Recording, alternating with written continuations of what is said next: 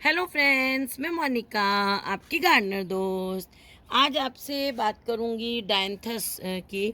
Dianthus कुछ flowers, कुछ winter flowers ऐसे होते हैं जो सर्दियों में चलते हैं। हाँ सॉरी, सर्दियों में तो चलते ही हैं, लेकिन वो गर्मियों में भी बच जाते हैं। उनमें से एक ये है डायंथस। डायंथस बच जाता है।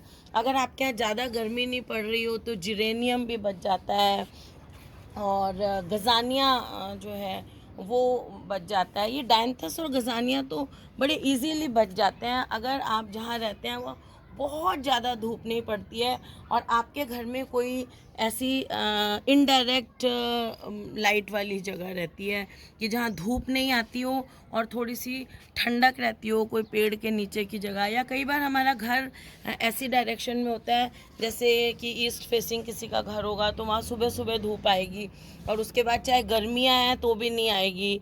नॉर्थ फेसिंग है, उसमें भी बहुत कम धूप आती है। तो ऐसी कुछ जगहें हों, या फिर साउथ फेसिंग हो तो भी अगर पेड़ है आपके घर में, उसके नीचे आप रख दें।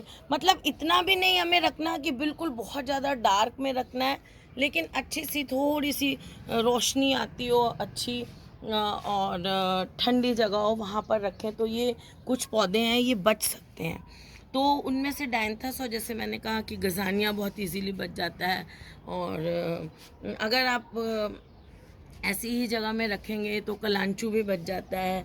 जिरेनियम तब बचता है जब थोड़ा सा ठंडे आप उसमें रहते हो, वो भी बच जाता है। किसी पेड़, बड़े पेड़ के नीचे उसका गमला रख दो आप। और तो आज हम बात करते हैं डायंथस की। तो डायंथस को आप गर्मी में सेव कर लें तो फिर उसके बाद जब बरसातें आएंगी तो इसकी कटिंग लगा के हम बहुत से पौधे तैयार कर सकते हैं। तो डायंथस देखिए अभी भी जिनके पास हैं ऐसे चल रहे हैं। और मेरे तो ये देखिए ये वाले कुछ डायंथस हैं जिनमें दोपहर में थोड़ी सी दोपहर में या कहूँ 10-11 बजे के करीब थोड़ी सी छाया भी आ जाती है इसमें। और कुछ डायंथस उधर पड़े हुए हैं, अभी मैं आपको दिखाऊं। तो देखिए ये डायंथस है, इनमें सारा दिन धूप पड़ती है, सारा दिन। तो इनमें अब ये जो इनमें आप सूखे हुए चीज़ दिख रहे हैं ना, पौधा इतना सूखा हुआ नहीं है।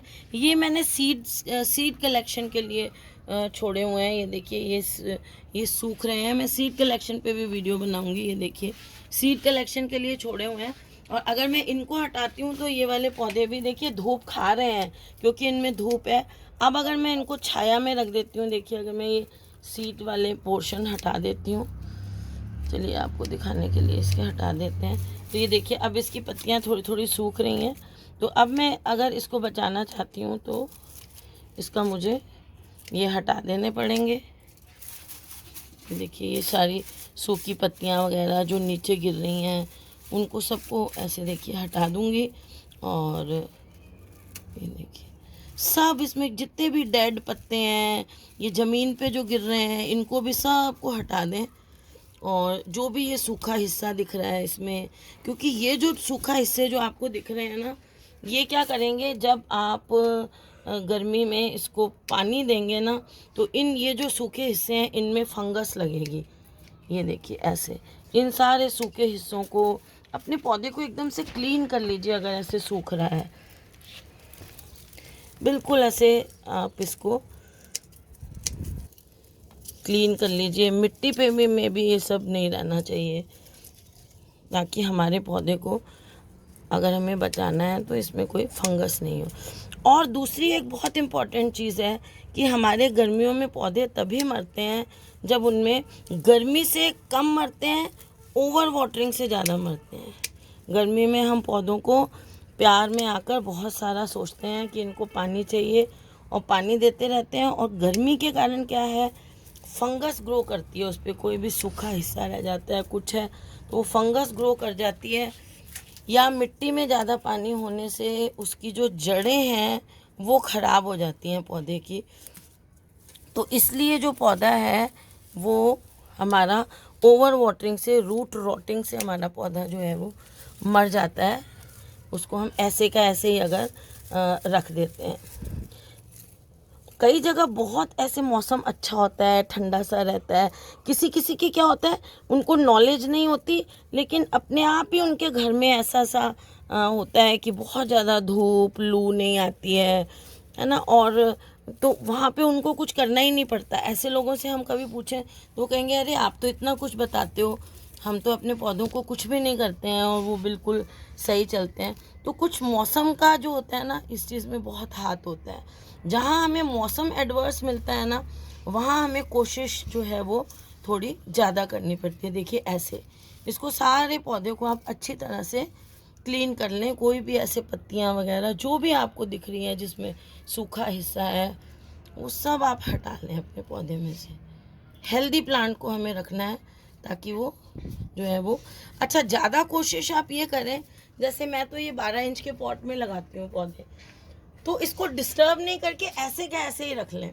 लेकिन अगर आपके किसी और पॉट में है और आपको गर्मियों में उसमें कुछ और लगाना है, तो आप क्या करें, इसको दिखाती हूँ अभी मैं। इसको ऐसे चारों तरफ से ना ऐसे करके अच्छी तरह से मैं निकाल लूँगी, नहीं शायद, या चलो निकाल के दिखा दूँ।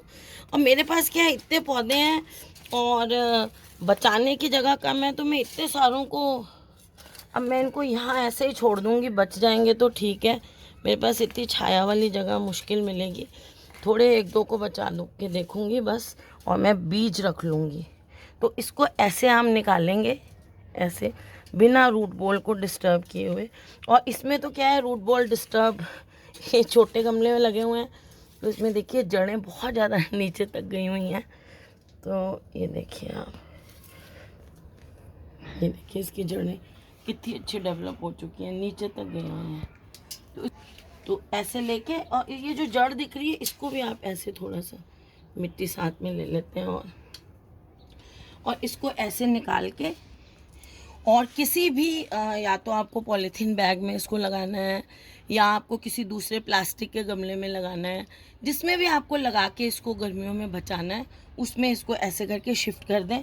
बस ऐसे का ऐसे बॉल नीचे छोटी सी जैसे गमला है उसके नीचे थोड़ी सी मिट्टी डालें, इतनी सी, प्लास्टिक का भी है तो बेस में इतनी सी मिट्टी डाल लें, और उसके ऊपर ये इस बॉल को डिस्टर्ब नहीं करें, और ऐसे का ऐसे रख दें।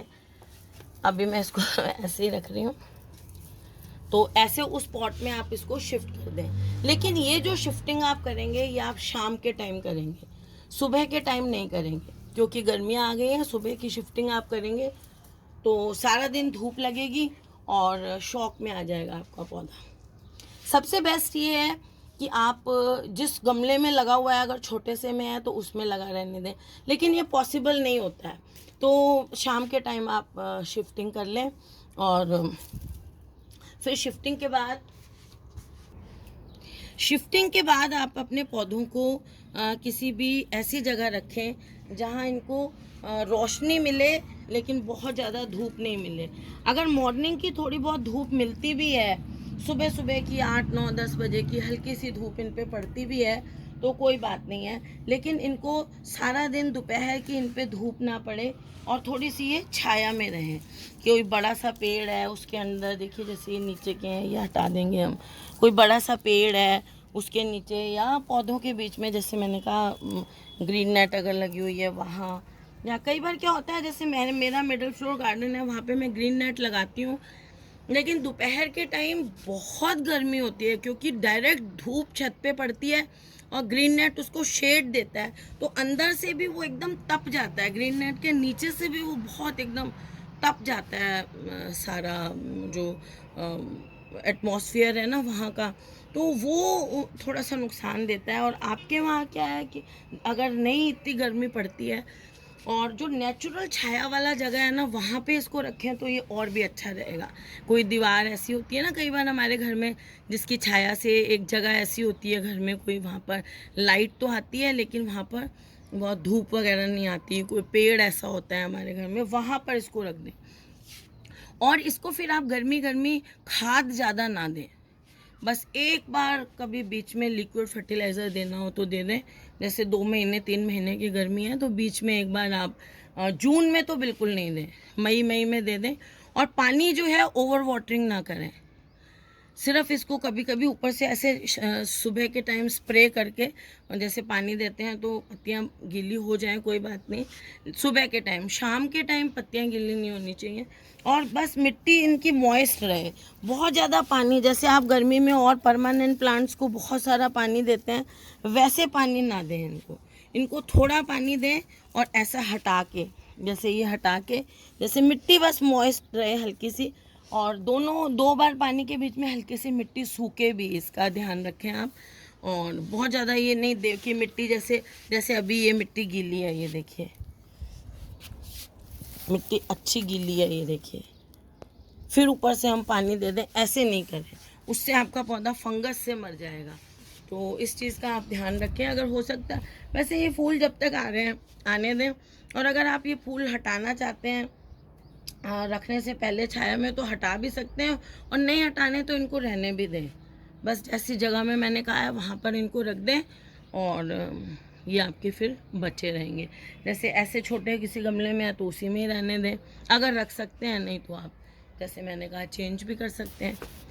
तो इस तरह से डायंथस एक ऐसा प्लांट है, उसको आप गर्मियों में बचा सकते हो। लास्ट ईयर मेरा डायंथस के 2 प्लांट्स जो हैं वो मेरे बैकयार्ड गार्डन में बचे हुए थे, वो तो ग्रीन नेट में भी नहीं रखे थे हमने, फुल सन में रखे हुए वो 2 प्लांट्स बचे हुए थे। लेकिन क्या होता है, ये जो पौधे बच जाते हैं ना, इनका जुलाई में जब बारिश पड़ती है ना तब हमें ध्यान रखना पड़ता है। जैसे ही बारिश आनी शुरू होती है जुलाई में, तो इनको ज़्यादा पानी मिलके और ये गल जाते हैं, क्योंकि ये जो पौधे हैं ये यूज टू नहीं है, सर्दी के पौधे हैं ना फ्लावरिंग प्लांट, तो ये यूज टू नहीं है जितना बारिश में पानी गिरता है उसके। तो अगर उतने बारिश के पानी में पड़े रहें, सेम चीज़ गजानिया के साथ भी होती है। तो जब बारिश का मौसम आ जाएगा, खूब बारिशें पड़ने लग जाएंगी, तब इनको कोई शेड वाली, मतलब ऊपर से ढकी हुई जगह में रख दें कि डायरेक्ट बारिश इनके ऊपर ना गिरे। अगर इनके ऊपर खूब सारी बारिश बहुत गिरेगी तो फिर ये इनकी रूट रॉटिंग हो जाएगी। तो इस चीज़ का आप ध्यान रखें। कई बार आपका जून में बच जाता है पौधा, फिर बारिश आने पे वो गल जाता है, तो इनका बारिश में थोड़ा सा बरांडे वगैरह में शिफ्ट कर दें ताकि ये बारिश में गले नहीं। तो फ्रेंड्स, इस तरह से आप अपने डायंथस के प्लांट्स को। तो फ्रेंड्स, अगर आपको ये वीडियो अच्छी लगी हो तो इसे लाइक करिएगा, शेयर करिएगा और मेरे चैनल को सब्सक्राइब करिएगा। Okay friends, bye. आप मुझे इंस्टाग्राम पे भी फॉलो कर सकते हैं। Okay friends, bye.